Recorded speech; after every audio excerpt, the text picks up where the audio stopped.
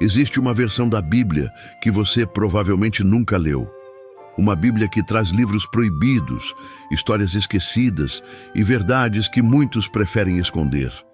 Hoje, vamos explorar a Bíblia Etíope, o livro sagrado que foi deixado de fora da história oficial. Por quê? O que há nela que incomoda tanto? Prepare-se, o que você vai descobrir pode mudar sua visão sobre tudo. Antes de mergulhar nesse mistério, já deixa seu like, se inscreve no canal e ativa o sininho. Aqui, a história é contada sem filtros. A Etiópia e o cristianismo mais antigo do mundo. A Etiópia é um dos primeiros países a adotar o cristianismo como religião oficial, por volta do século IV. A Igreja Ortodoxa Etíope surgiu antes mesmo da Bíblia ser padronizada. No Concílio de Niceia, a tradição cristã etíope preserva manuscritos em ge'ez, língua semítica antiga, considerados por muitos como os mais antigos ainda em uso religioso.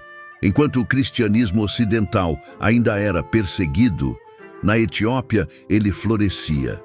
E com ele nasceu uma versão da Bíblia, completamente diferente do que conhecemos hoje. A Etiópia é uma terra que respira espiritualidade. Em meio às montanhas, desertos e vales ancestrais, encontramos um dos mais antigos centros do cristianismo no mundo. Muito antes do cristianismo se consolidar no Império Romano, ele já era a religião oficial de um reino africano. O reino de Aksum, na atual Etiópia. Por volta do século IV, enquanto cristãos eram perseguidos em Roma, os etíopes já celebravam abertamente sua fé em Cristo. Isso faz da Etiópia um dos primeiros países cristãos da história, talvez o primeiro. E foi ali, longe das decisões dos imperadores europeus, que uma versão única da Bíblia começou a ser formada. Mas não se trata de uma Bíblia qualquer. Essa é uma Bíblia com textos que você nunca viu em sua edição tradicional.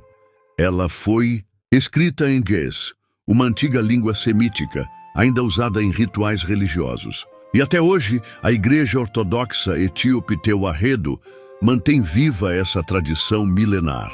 Enquanto o Ocidente estabelecia um cânone rígido, limitando a Bíblia a um número específico de livros, os etíopes preservavam textos antigos que outras igrejas consideraram perigosos, irrelevantes, ou, segundo alguns, ameaçadores à ordem teológica estabelecida.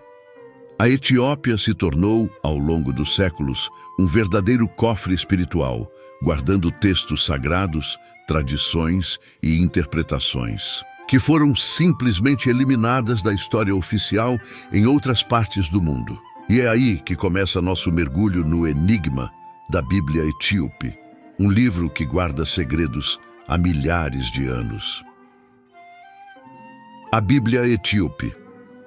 A Bíblia Etíope, ou Bíblia Machafé Kedus, contém 81 livros, contra os 66 da Bíblia Protestante e os 73 da Católica. Inclui textos como Livro de Enoque, Jubileus, Ascensão de Isaías, Apocalipse de Pedro.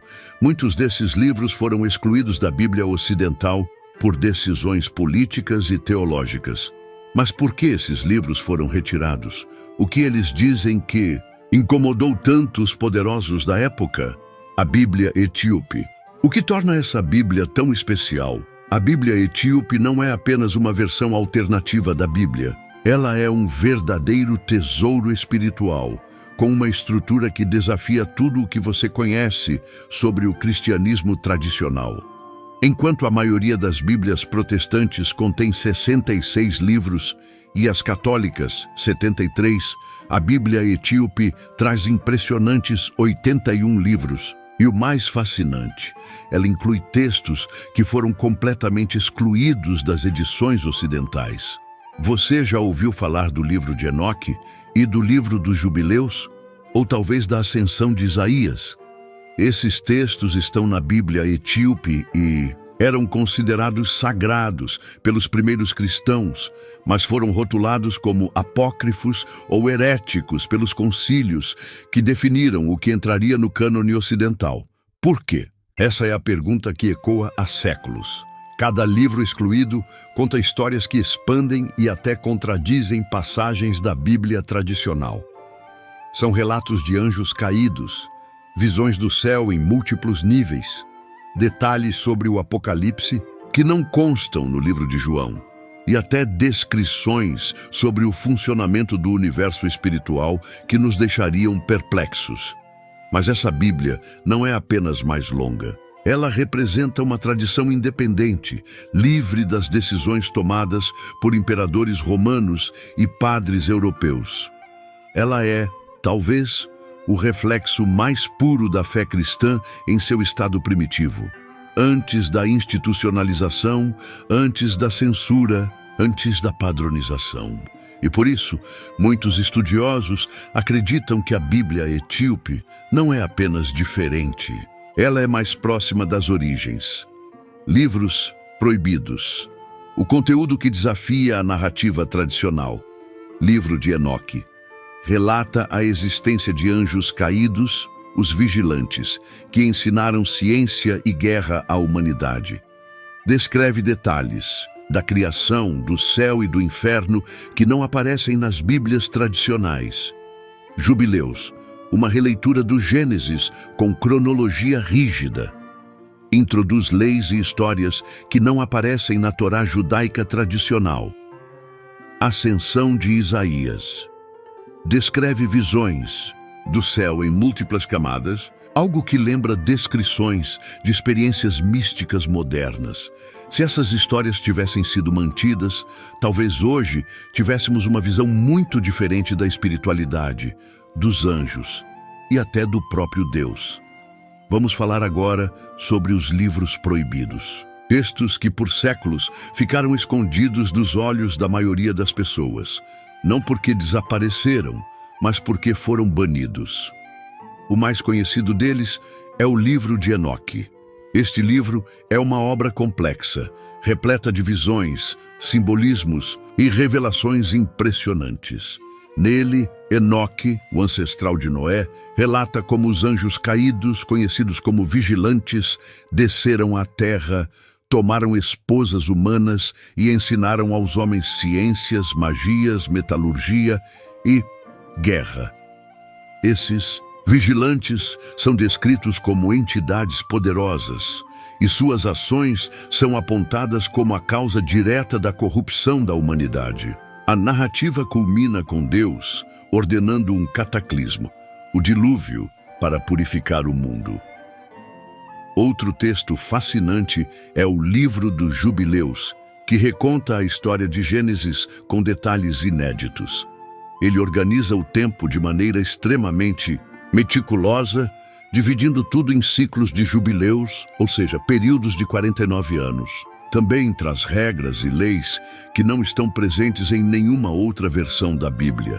E temos ainda a Ascensão de Isaías, um texto que descreve o profeta sendo levado ao céu por um anjo, passando por 7 camadas celestiais, onde testemunha a guerra entre os reinos espirituais e vislumbra o próprio Messias sendo crucificado, antes mesmo de sua vinda. Esses livros foram considerados perigosos, não porque fossem falsos, mas porque diziam demais, porque traziam uma espiritualidade profunda, mística e muitas vezes incontrolável pelas instituições religiosas. Eles questionavam as hierarquias celestiais, ofereciam uma visão diferente da criação e apresentavam anjos e demônios de forma bem distinta das representações clássicas da Igreja Romana.